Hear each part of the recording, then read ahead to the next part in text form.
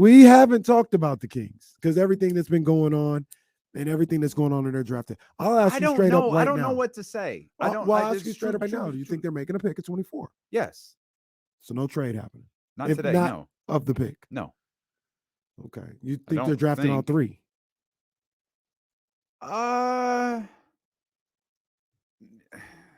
No. Did they have 3 last year or 2? Didn't they have 3? Because they drafted one for somebody else, right? Isn't that what happened with Jaden? That was Hardy. I think they take. Yeah, I think they draft all 3. They got some roster spots they got to fill. So they're not going to be done. They're going to be active in free agency. Yeah, but are we talking 15-man roster spots? Yeah, I mean, like drafting a Keon Ellis type guy. Like, but you still if you're drafting a Keon Ellis type guy. That means Keon Ellis probably on the main roster. Maybe so, but right now they've got the 5, Monk, Davion, and that's it. Keita. Mm-hmm. So right now they've got 7, 8 guys under contract. Now you're hoping to get Sasha. You're hoping to get maybe Trey Lyles back. So, maybe now you're at 9. That means there might be 3, 4 open roster spots. These Thompson twins might be more identical than the Murray twins. These brothers look exactly the same. I don't know who is who. I don't know. Well, one's Amin and one's Asar. What do you mean? Yeah, I don't know. I can't tell you. Oh, that's Amin. Yeah, that one right there. The ball player, the one in the suit. I look at, and maybe that's because I've been looking at pictures. I've been pulling pictures of Chris for like videos, YouTube, stuff like that. It's like you look at Chris and you're like, okay, he's obviously his identical twin. I feel like if they were in front of us, we'd be able to tell them apart. I feel like that too. There's just like it's just like slight. Like you'd be able to tell, okay, they look just like a little bit different. You could tell them apart. These brothers don't look different at all. They do not look different at all. I don't think Chris Murray's going. I actually wondered this morning, like, is Chris Murray going to the Warriors? He had a second workout with the Warriors the other day. I don't think Chris is going to be at 24. I think that was the collective laziness of a variety of people. Who just thought, and to their defense, this draft, truth be told, I'm so thankful this Chris Paul trade happened. I don't know what to say about the Kings unless we're going to okay, after the break, let's talk about Bryce Sensabaugh. Then after the break, let's talk about Noah Clowney. And then we would have to spend like every single, quarter hour of this show talking about a different pick that has been slotted at some point to 24. This is the latest in the uncharted territory for this generation of Kings fans. Right. We're not used to this. No. Like it's 4, 7, 11, 2. Those are the numbers this team drafts at. They don't draft at 24, and it's as we're all learning, it's a different dynamic. And that's what I was trying to figure out when I talked about like the uncertainty and all these guys being in the range of 24, like 30 guys in the range of 24 and different mocks and stuff like that. Is this how it normally is for everybody at around 24? Like this may just be how things go. And that would actually make sense because how are we going to be like, yeah, I know for sure that this guy's going 23. Like, bro, half the team just got done playing. How do you know they're going to take it at 24? But when you're in the top 7, like that's easy. There's 6 guys to choose from. And usually if you're like last year at 4, there was like 2 guys that you could choose from. It felt like it was either going to be Keegan or Jaden Ivey. And that was about it. That's what maybe Mathurin. You like throw some other names in there to create. I wished upon a star for Shaden, but that as we got closer, got further and further away. So, yeah, I feel like this is just kind of par for the course, possibly for a team picking at 24.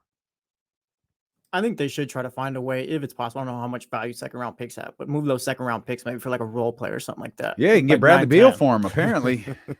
Because I mean, if we're talking like you don't even have to give picks if you're dealing with the Wizards, just here. Because if they're gonna have Keita and Keon Ellis on the bench this season, like you're gonna add 2 more second-round picks. They're gonna be 4 guys who really don't have any real not NBA skill. They're not ready yet.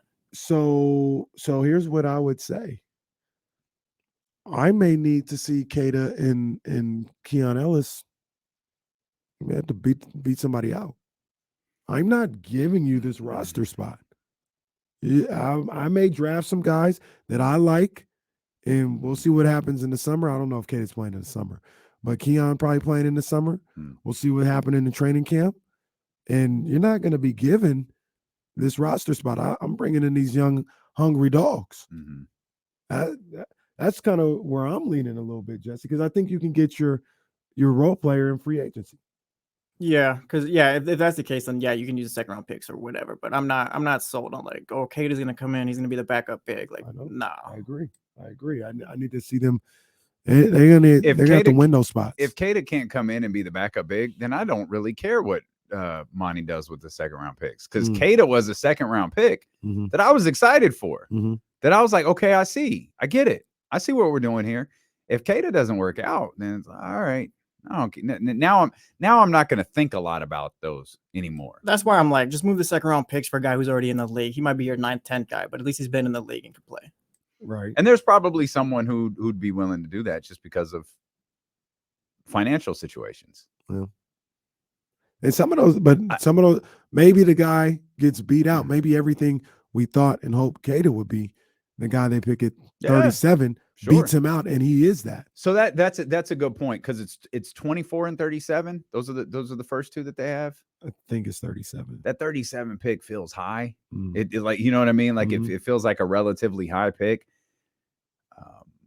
I think that 37 is a player, right? And I don't, whatever they do after that, they do. But I feel like they're looking at that as maybe and if it's not a player, it's a strong trade piece, because it's high in the second round.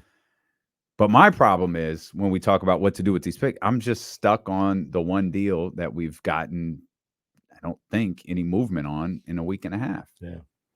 Yeah, and I don't know what's going on there. I don't know anything about what Chris Haynes talked about regarding, Pascal Siakam. I like it, but I allowed myself, it's my fault, to get hung up on the OG Anunoby thing. And that's the deal I wanted them to make. Yep. If there's another one out there and it makes the team better, cool, let's roll. Let's do it. For sure. But that's the one I've allowed myself to get hung up on. I agree. I know we're talking draft, but something came across Kings related that caught my eye. And mama, we made it. I know we were watching Scoot Henderson talk here in the studio, but obviously the volume's down. And somebody got a clip. Quote, Scoot's talking. Quote, I want to play all these guys.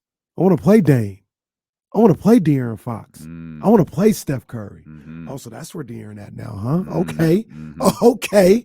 That's where 5 is at now. That's what I'm talking about. That playoff series changed everything. I was watching. Oh, no, I wasn't watching. I was on Twitter last night. I think a Warriors fan, I forgot, came across, and he goes, man, I'll clean it up a little bit. He said, man, De'Aaron was tearing us up. So I'm going back and watching some of these games, and he was killing us. That series might have changed De'Aaron Fox's whole career. But it's very different. Is there a player that you want to see that you stand up toe-to-toe with? I don't really think so. Okay. I want to play all the guys. I want to play De'Aaron Fox. I want to play against Steph Curry. Like, I want to get all that bump. I want to get in there. I'm trying to get in there. Okay. But pause. That's a great outfit. I'm on my guy's outfit. I'm trying to find a. I'm thinking of A-, man. I'm thinking of A-. Okay. Richard Jefferson, I don't like his glasses at all. Richard Jefferson's. Yeah, that's not my bag. I was going to say something, but I think it would have resulted in a dramatic pause. So I'm just going to leave it. League Fits needs to be on Twitter for moments like this, so I can access these outfits quicker, relying on NBA to do it. Yeah, well, they ain't gonna get it done. Yeah, but yeah, that's that playoff series and the way he performed in that playoff series. Look, man, game 1, ABC, the world is watching. 38 and a win. Ooh. Woo! 38 in the win. Clutch time buckets. Mm. That was big for De'Aaron, man. The Chatty House is now digging up Butcher Boy tweets. Oh, no. Oh yeah. Oh, yeah. no. Butcher Boy is going down. They got him May 14th, 2018. Joe Shasky. Chris Paul is a fraud. I'm sorry. Oh, Rob W's working really hard. Oh, man. Oh, man. Screw Chris Paul. He's awesome, but he's A, a flopper, B, a whiner, C, a hack, D, he's annoying as hell. Oh, man. Damn. Bonte and Butch, my guys, hated had to be them. Man, just went at Butch for no. Just Butch, guilty by association. So you mentioned this earlier. I wonder what CP3 is thinking right now. Yeah, me too. I think these guys, the really, we're talking Steph Curry. He's the leader. He's the man. And he's the type of guy that is a welcoming guy. Like you with us, I'm welcoming you. We're good. Like everything's water under the bridge. He would do that with LeBron. He'd do that with Harden. Anybody. That's just the type of leader and ball player he is. But if this was, it just feels like Chris Paul walking into that locker room with the heat, the real heat that he's had with that franchise for years. That's gotta be weird. Is it heat with the franchise or heat with the fans? Like, I don't think like him and the Warriors team maybe has beef. See, I don't think so either, but I think he really wanted to beat them. Oh, like he definitely did. He bothered him did. that he never beat them. Here's a question, because I believe they're all professionals, and I think Steph Curry kind of sets the tone with this, and I think everyone will move forward just fine. Mm-hmm.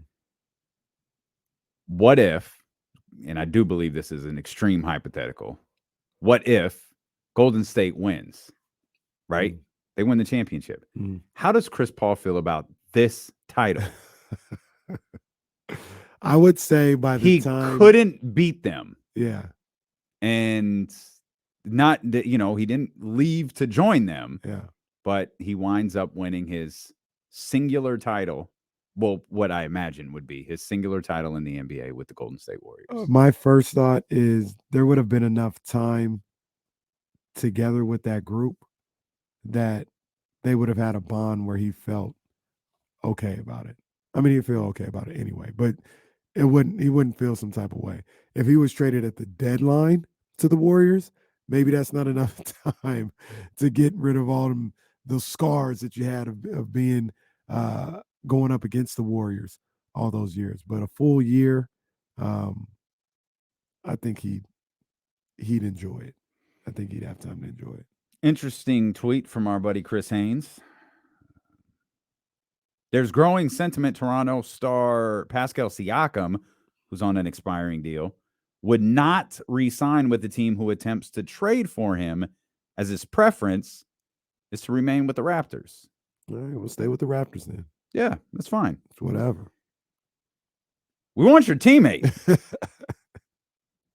So, yeah, enjoy Canada. Yeah, whatever. Stay there. Don't bother me any. Toronto's a great place. So I hear. I've never been there. I got to get to Never been there either. I didn't get a chance to listen to Chris Haynes' the podcast in which he made the reference to Siakam and OG in Sacramento. Mm. I didn't hear it either. Yeah. I just haven't heard anything about Sacramento and Siakam. That doesn't mean anything. I'm nobody.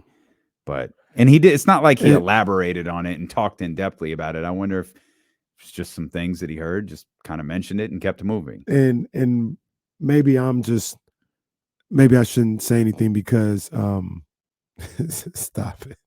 Alfonso in the chat. Sacramento Airport just added direct flights to Toronto. So let's not do that. Who were we watching the flights for somebody not too long ago? was it? Maybe it wasn't Sacramento specifically, but we were watching the flights for somebody. A person? Was it a coach? What do you mean, Dan Gilbert? No, it's somebody in the chat will know. We were not too long ago. I believe it was on this show. We were watching flight schedules. Oh, it was Portland when they got rained in. There was that. Maybe that's what it was. Oh yeah, Maybe that's. when I thought it Portland was a coming to player. Sacramento and they got Yeah. here. We got to the arena before they did. Yeah, maybe that's. And what it no one was. played. Yeah. Yeah. But yeah. Look, I always thought those reports that said the Kings are, active in Pascal and OG Anunoby, I never thought they were like to get them both here. Mm-hmm. And I think that's how a lot of people took them. Like, Yeah. oh, what are they going to give up? I was like, no, well, they're not trying to. I mean, if they could, they would. I don't think that's their objective to get them both in Sacramento. I think they're looking at a deal for either one of those guys. Yeah. And that's how I always thought it was.